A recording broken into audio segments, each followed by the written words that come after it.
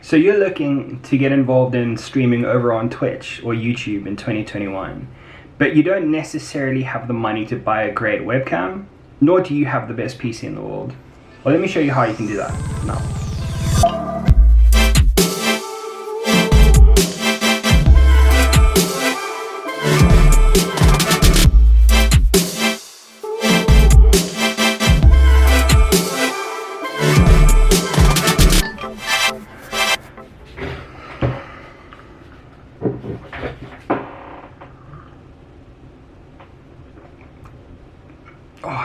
There's something about good coffee.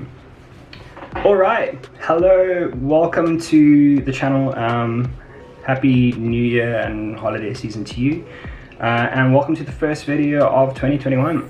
So Twitch and YouTube streaming is becoming increasingly popular as the day goes by. But let's be honest, most of us don't exactly have the money to buy really expensive PC parts, nor do we have the money to buy really expensive camera equipment and stuff like that. Now, assuming that you're not sitting on like a first gen Intel Celeron from like 2001 and your PC can actually run the games, let me show you how you can use that through Streamlabs OBS to create the best possible stream with what you have.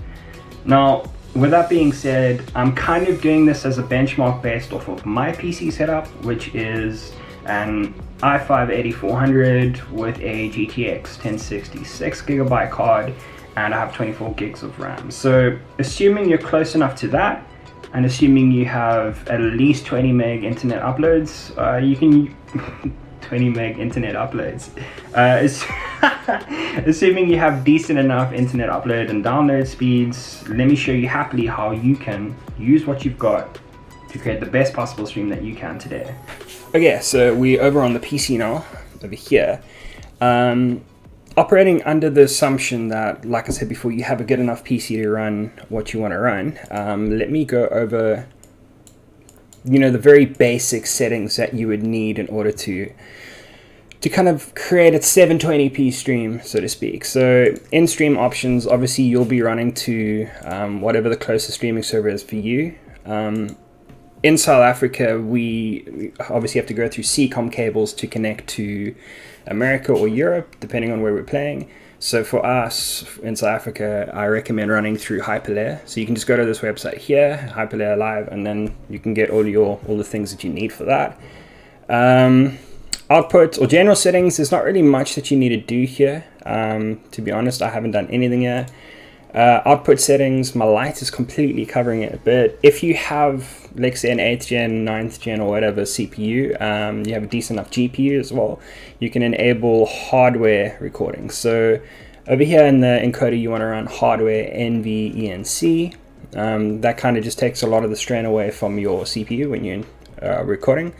Rate control, you always want to go CBR, just standard, don't even think about it. Bitrate, I'm running at 6,000. With my internet, I have fairly decent internet. So if I was to go to speedtest.net, you could see that my upload is quite high, even for South Africa. This is not a flex at all.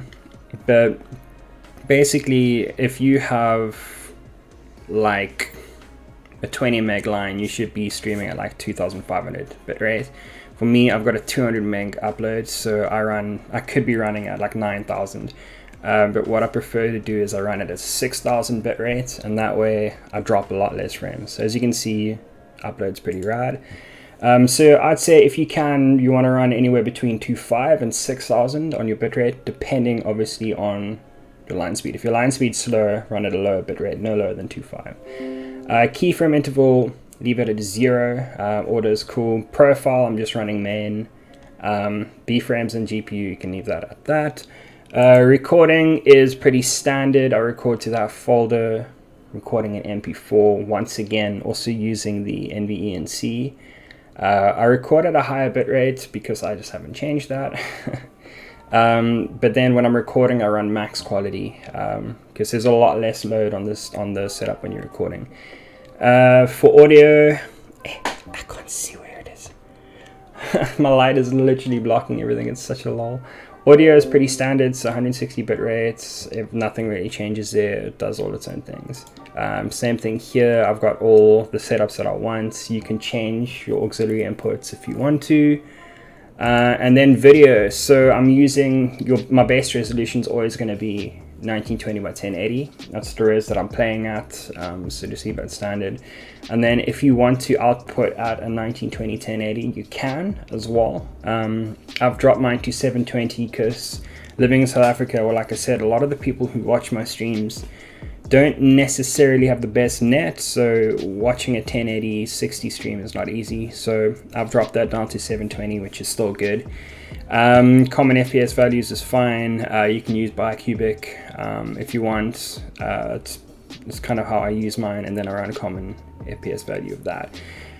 So that's essentially how my settings look. Now, the next thing that I kind of want to touch on is webcams. So assuming that you have a lower level computer, like a mid-level PC like mine, I'm also going to operate under the assumption that you probably don't have the bucks to buy a super expensive webcam or a camera, for example. So let me just touch on webcams a little bit then. So there's been a lot of talk going around that you can use something like a Canon M200 or an M6 Mark II or an M50. You can use them for free with the webcam utility and just stream mahala, no issues.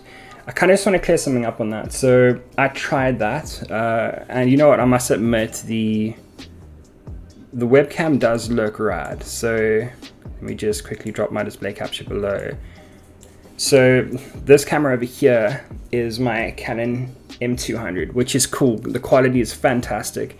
However, I'm running it through, I don't know where I'm talking. Let's talk here. So I'm running the Canon M200 through the USB into the Canon webcam utility software. It looks great, as you can see on screen. It looks pretty rad. However, when you're running a USB through a USB 2 or USB 3 port, the camera is still doing all the encoding on it. So whatever Canon camera you're using, if you're running USB, the camera is doing the work, therefore it's considering itself to be recording, if that makes sense. So after about 20, 30, 40 minutes, the camera is going to start overheating and your webcam is going to go off. So I don't recommend using the Canon M200 or an M6 or any of those as your core webcam unless you have something like Elgato software or a video capture card. So if you have a capture card, it makes it completely easier, or if you have a micro or mini HDMI cable and a dummy battery, neither of which I've had any luck finding yet. So that brings me to my second webcam recommendation, which is this one over here, which is my cell phone. So using a cell phone is probably one of the easier ways to do it. Quality wise, you can see it's pretty decent. I use just my Huawei P10 or whatever it is through this software, which is called Iriun Webcam, Iriun, however you say that. Super simple. You literally download the app on your phone via iOS or Android, download it on your computer, and it runs over Wi-Fi. That then sends your whole signal to webcam utility softwares, whatever you call this, to OBS slobs, sorry. Sends it one time and you have no issues. But all you need to do is obviously charge your battery. So that kind of wraps up the whole hardware and software side of things. So assuming that you have a decent enough phone, assuming that you have a decent enough microphone as well. So I've got a little Razer tabletop. You can use a headset if you want. As long as you have clean audio, you're fine. And then other than that, you want to have lighting. So as you can see, I have a little ring light. I'll show it to you actually. I apologize for this movement. So I have a little ring light that I use. I got it for quite cheap. They're a couple of $100 in South Africa. And then I also have a LED light strip which plugs into the USB. So I'm running that. It kind of gives you way cleaner light for free. Well, not for free, but for super cheap. And then also another thing that I do need to point on. So because I only have one monitor, as you guys have seen, and I'm using my cell phone as a webcam, what I do is I half my screen on my webcam, and then I open up Twitch and I go to my channel on Twitch over here, or Stream Manager.